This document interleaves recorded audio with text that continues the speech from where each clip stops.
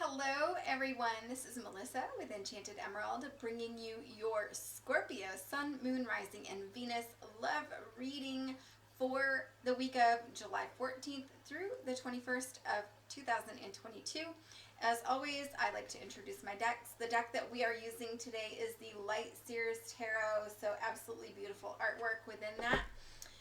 Stepping into your energy here, Scorpio, I do feel like you are ready to bring your A game. You are ready to make things happen. And so, as always, looking at the cards, we have the Emperor coming out. This is representative of your energy, right? And you're moving into a space where you're going to be moving into the Sun with the Wheel.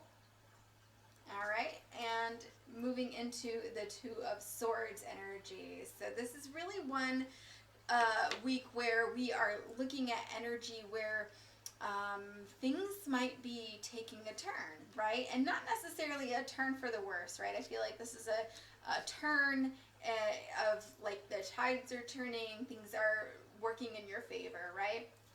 Now, I feel like you might have a lot of emphasis being placed on your appearance, right? You might be maybe putting a lot of emphasis on your love interest's appearance as well. I do feel like this is like, wow, this is a spectacular sight to behold. And so I get this, energy around this, that this is a person that you could be connecting with that maybe you haven't seen in a while, in addition to being a person that you find very attractive. But either way around this, I do feel like it's almost like this sense of relief that you get when you see this person or you spend time with this person. You're absolutely delighted to be around them.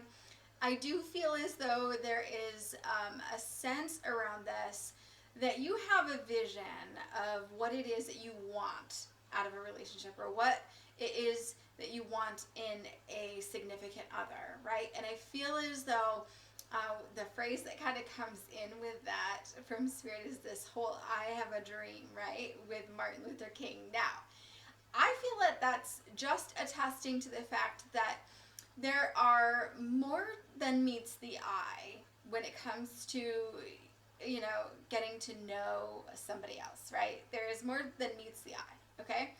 And so this is more than about the looks. This is really digging deeper. You want to get below the surface. You want to know this person at their core. You want to know what makes them tick.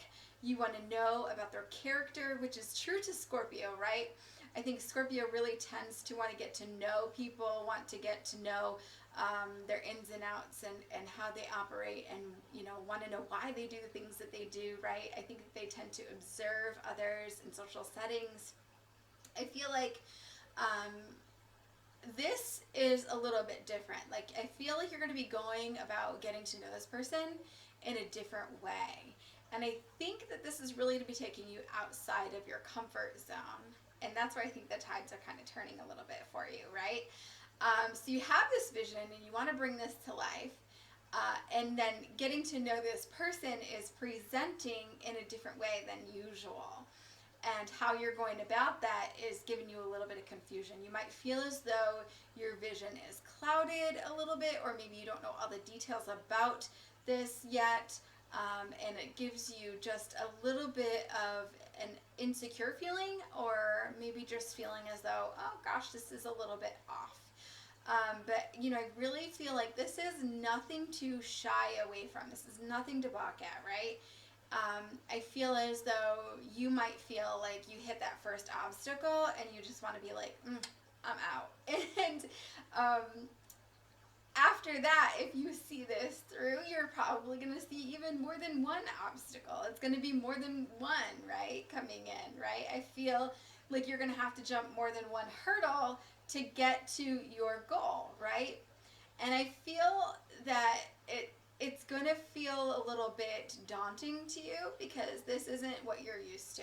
However, with this Sun card coming out with that wheel, right, with the wheel, I want you to know that what is coming is all good, okay? So I feel like the sun comes after the darkest days, right? So after you get through several of those obstacles and kind of jump those hurdles, you're really going to get to a space where you're being rewarded for taking yourself outside of your comfort zone. I feel like there's going to be growth in that for you. And then also, seeing the new and amazing perception, right, that comes with that. And so I think through all of this, what is really highlighted here, like the sun is lighting up your wheelhouse, is really the phrase that had come through. And what I think that this all means, right, is like your interests and how you present yourself, that's really where your biggest power is in terms of impressing this person. And so, I feel like if you were to strike up a conversation with this person, you might really, if you were to take that first move or be bold about that, or perhaps you got turned down more than one time, and then, or, things happened where, okay, maybe you didn't get turned down, but perhaps something came up and they were unable to make the dinner date, or they were unable to make this meetup that you had planned for coffee, whatever that looks like, and you're feeling like you were getting kind of pushed to the side, something like that. But if you overcome some of those obstacles or hurdles, I feel like you're going to get to a place where if you were bold and took the initiative to, make that first move, you finally get it together, and you were just open about it rather than carrying any type of resentment for things that had happened to get you to that space. You're really going to find, I think, that this person has a lot of the same interests as you. So you might find that this person knows a lot of really interesting things and might even be able to be very alluring to you. You might find them very intriguing. And so this, I think too, it's almost like this person knows like a lot of like little trivia things, and I think that is really cool to you, and they keep things interesting in that way. But I also feel like there's a lot of hobbies and interests that you have in common with this person, and I think that they might know little facts and things that perhaps they can shed light on in terms of those particular subjects that will even like wow you. I just feel like there's a whole element of like really bringing a whole new level of interest, right, to this person, to your topics that you're interested in. I just feel like there's just bigger things around that, and I feel like that is a great thing, right? Not only for going forward, but to keep you intrigued, right? And I feel like this person has a lot of vigor, right? Like this person is so full of life, so full of energy, so full of just vitality, right? And so I think that this person's really going to be keeping you on your toes, right? Like you better get your dancing shoes on. I feel like this person can kind of give you a run for your money, almost as if you feel like you're not able to keep up on some level, right? You might feel like, my gosh, am I cut out for this, right? But it keeps you on your toes because you really can't anticipate their next move. They keep you guessing, and it's on some level, I don't know as though Scorpios really like a lot of surprises. They tend to like things, in a certain order or fashion, and they tend to like to know everything about that person and know what to expect. But I think that that's where that challenge comes in as well, is it's not your typical way of getting to know somebody. And so this is really where it's like pushing you into maybe even having to make new choices, right? But growth, right? And so that's what's coming in with that. Now, for your love interest, looking at their energy, we have, of course, the Ace of Wands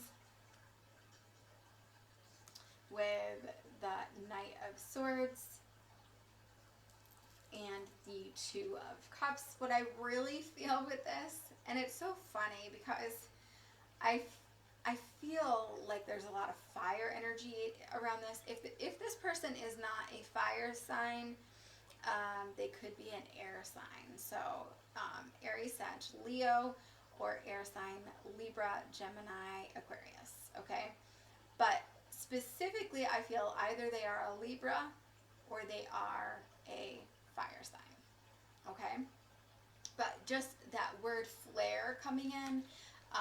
They just are stylish. They have a lot of passion behind everything that they're doing and everything that they have themselves involved in. So they have this like thrill for life, this passion in everything that they're doing, okay? And they could be very stylish. They could like to dress very stylish. Maybe they have really nice clothing. It's all designer type stuff, or maybe they have certain things that they like that is designer, maybe handbags or something like that, or shoes, right? There's something about that I just feel like there's a lot of style that comes with this person.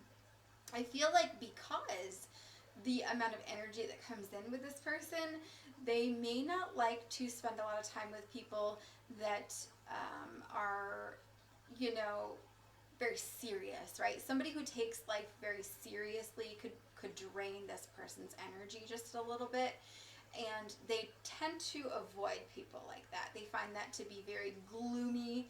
They don't like somebody who's kind of caught in their own thoughts, or like someone who is a little bit unhappy with their own company, someone who can't be happy by themselves, someone who needs to be in the company of others to keep themselves distracted from their own stresses and things like that. I think that those type of things would be a turnoff for this person, right?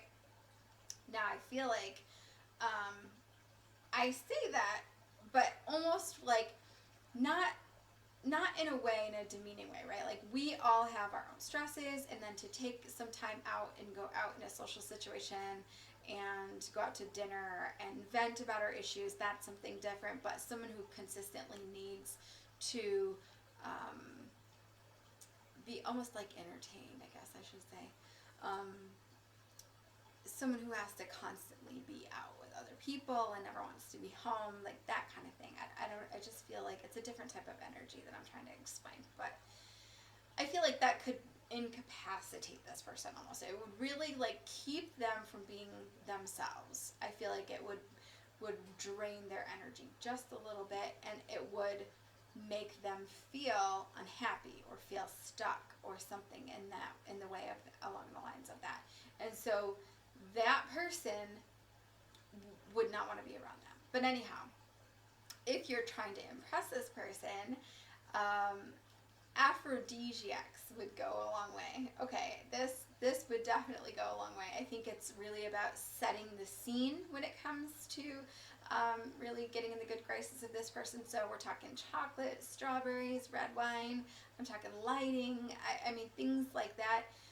Getting that in place, to really maybe bring this person to a place where they would enjoy, right? And I think that, again, it's about captivating the senses of this person and inviting in that passion that they like about life in general. I think there's an openness about this person, and I think that to reciprocate that openness to them would also give you a lot of brownie points, right? So I feel with this, and I want to say this even though they have a lot of openness, right? I feel as though if this person isn't holding something back, you could be holding something back. There's something that's kind of bubbling beneath the surface amongst all of this, though. Or something that this person might feel as though you are holding back, right? So then they are holding back. So there's something that's kind of like bubbling beneath the surface where this person may not trust the situation fully or something along that line, but is willing to continue and try to be as open as possible. But there is something that it's like off limits. I feel like there's something that's just like off limits. It's not up for discussion at this time because it's something that they wouldn't share with someone else unless they were really in a serious relationship or a committed relationship with that person. I hear the lyrics to a song, and the words are "Hearts on Fire." I'm not sure who sings that, so if that's something that means something to you, then that would be a song maybe to go look up, listen to, see how you feel while you're listening to that, or what messages might come to you, or what would be a sign to you in regards to this love situation. But what I really feel from all of that is just that this person is holding back just a little bit because they don't want to get burned, right? And that's where I just feel like they aren't quite trusting of the situation at this point in time. And outcome, we have the High Priestess. And so, again, I think this is really just about following your intuition.